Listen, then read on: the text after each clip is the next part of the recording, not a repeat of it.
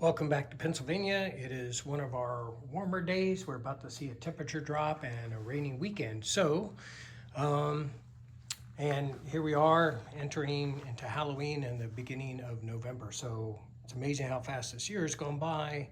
Looking forward to this weekend. We're going to have a group playing Global 36 and a couple of expansions, which I'm going to talk about real quick before we get started. Got some great players. One of which has been playtesting and helping design since V2.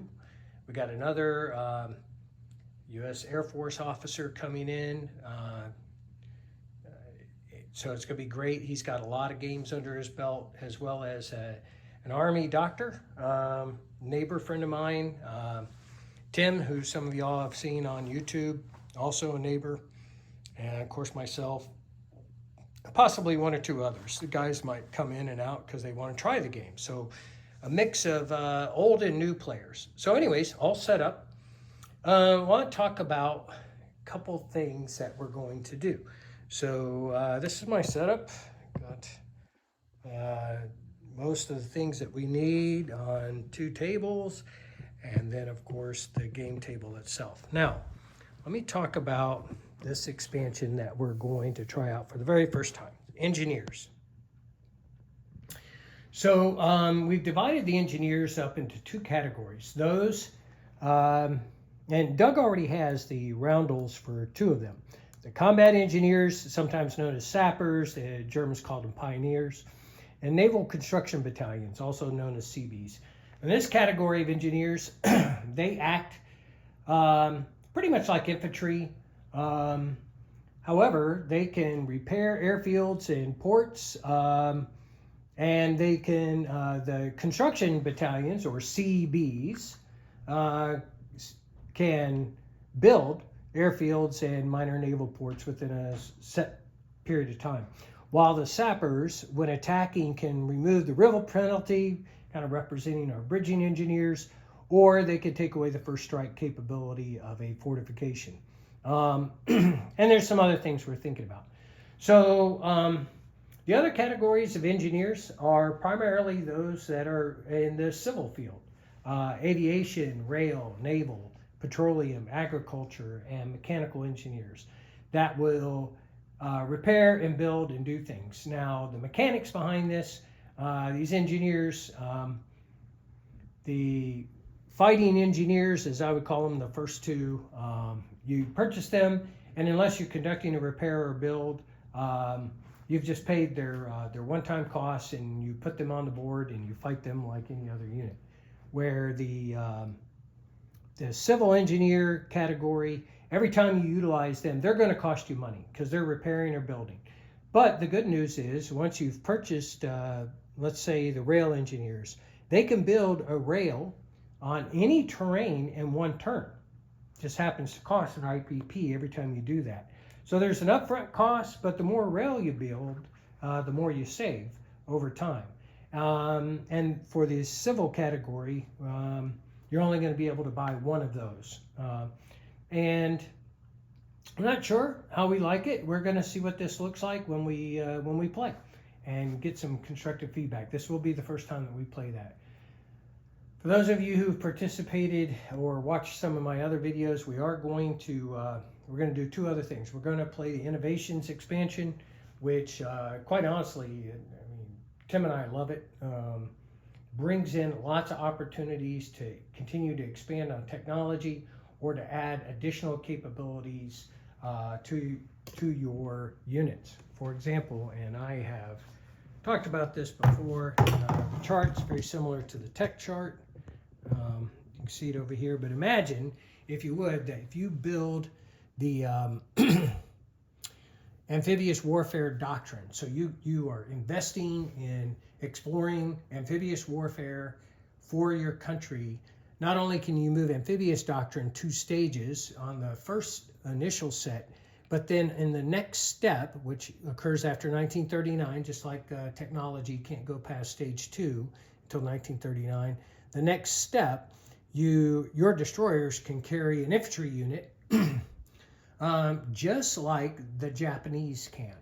So the Japanese weren't the only ones to do that. So I thought, hey, here's an opportunity to give everybody the capability to put infantry on destroyers. The Germans did it when they attacked Norway. The Americans did it periodically. And then on the third step of amphibious warfare, attack naval transports add an additional capacity. So pretty significant. Again, sorry that keeps moving. Pretty significant if you develop this capability. And each one of the 12 industry and doctrinal innovations kind of build like that, like I just described. So that's what we're going to play this weekend. I don't know about you. I really like the expansions that bring in additional units or capabilities. I mean, there's some really good ones out there. Minorities at War, elite organizations like elite squadrons or fighter squadrons and elite. There's special operations forces and others. So that's kind of one category of expansions that we generally see. So I wanted to capitalize on that with these existing roundels. And if we like the other types of engineers, I'll recommend to Doug that he makes roundels or markers of some sort for this, and maybe sell it as a package. It's a very simple set of rules, 2 pages of rules, 1 reference sheet that you can print yourself, and then some roundels. Other expansions out there, some really good ones. Not everything's been updated to V4, but most of them you can adapt pretty easily, and we really enjoy those. I'd like to hear what kind of expansions you like. Do you like units? Do you like those that kind of activate a country like Turkey at War, or South America, the Netherlands? Or do you like those expansions that include additional resources such as oil wars? So put your comments in. Now, one other question I thought I'd answer, and I've got a little cheat sheet piece of paper here. People have asked me about the simplified rules and what that really entails. And I thought I would give a couple examples. So for the most part, the simplified rules really focus the effort. This is a strategic level game. So it kind of takes away some of those tactical or operational constraints or gameisms that the V4.2 rules have. That's not a criticism. I think Morton has done an exceptional job of standardizing the game and closing loopholes and dealing with kind of gameisms. But there's just a couple that, at least for my game table, we thought that they should be further modified or just kind of taken out to simplify things, because I tend to have a lot of new players too. So just kind of going down my list. So the V4 simplified rules are about 80 pages long instead of the 120 or so that are currently published. Removed a lot of tables, reduced the length of some of the definitions, removed the combat rules for cities. Some of those kind of really got convoluted, and thought maybe that would be better for an expansion, or if you just want to play the 4.2 rules. But that seems to, just with the air defense and some of the other things that, and supply path ranges, those just seemed almost unnecessarily, again, complex. The Dado government, take it back out. Figure it's good enough to have either the KMT or CCP or Japanese controlling the warlords as they are activated or brought into the game. You don't need to add yet another actor in there. Added the auto alignment of Brazil, Cuba, Dominican Republic, Mexico to the U.S. Now, you say, well, you added something, so it sounds like you made it more complicated. Yeah, but it's a very South America often is missing from the game, and South and Central America, and that's a true historical item that took place. And so it's actually the second turn after the U.S. goes to war. So and it is a little bit of an income boost, but it also possibly is a good, compelling reason for the the Germans to counter things down there, or be prepared for that. Removed example of continuous play. That's just taking some of the verbiage out of the rule book. Remove battle cruisers as raiders. Again, good item. We actually have a different version of that in the Global 14 rules, but didn't feel like it added a lot to Global 36. Remove the airborne doctrine of the city anti-aircraft, and the whole discussion on lend-leasing of elite airborne. It just, again, kind of added some complexity. It felt like bogged things down. One of the big ones is the continuing force, whether it's air or naval. These are really big sea zones, and it just seems incongruent to me if you have a destroyer. Let's see if I can get that in the video. Yeah, you have a destroyer, and it's in this large sea zone, that he is going to keep this force from moving through.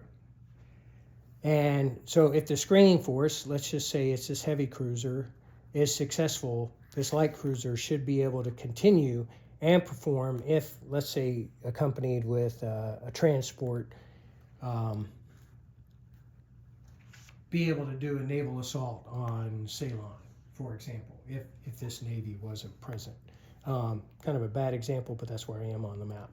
And the reason for that, again, it's a really large sea zone, and it just seems kind of silly for me to believe that whether air or naval, that a screening force would keep you from being able to accomplish what you need to, especially if you're successful against the screening force. The other one is the scramble rules. And I'm sure you've seen this a couple times in some YouTube games. I'll focus on it. I've seen Bavaria unoccupied more than once, and Germany hold all the territories in the immediate vicinity, all around in France and Germany itself. And the British come over from London and drop an airborne here in Bavaria because there's no units there. Yet there's aircraft up in Western Germany or Berlin. It's totally ridiculous. It would never occur. And with all that investiture in airfields, why would you inhibit that aircraft from being able to scramble against that airborne assault? Now, he had long-range fighters and he brought a fighter and he wanted to duke it out, that's fine. But inhibiting the German fighter from scrambling just doesn't make any real-world sense.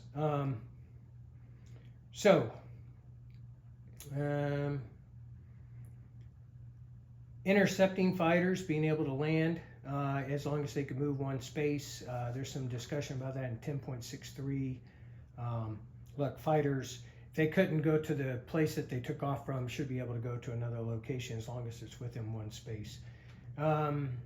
Remove skeleton crews from port rules. Again, just kind of bog things down, and taking it out makes it a little, just simplifies things. So those are the majority of the items. So if you're interested in that, send me a note or drop a comment. I'd be happy to share those with you for further feedback. And otherwise, my hat's off again to Morton and the guys that he has worked with. This game has gotten better over the last 10 years that I've been involved with it, and really have enjoyed making expansions. Look forward to, with Doug's work on 3D printed expansions, or 3D printed units like down here in Greece. Just really makes the board snap. And there are others that I haven't even invested in. You can see I've got Yugoslavians, and I do have the Poles up there and a few others, but has come a long ways in the 10 or more years that Doug has been working on it. And if you have suggestions or comments on what would be a good expansion next, or what you would like to see, where you would like the game to go, just drop a note again, and have a great weekend. We'll keep you posted on how this expansion goes.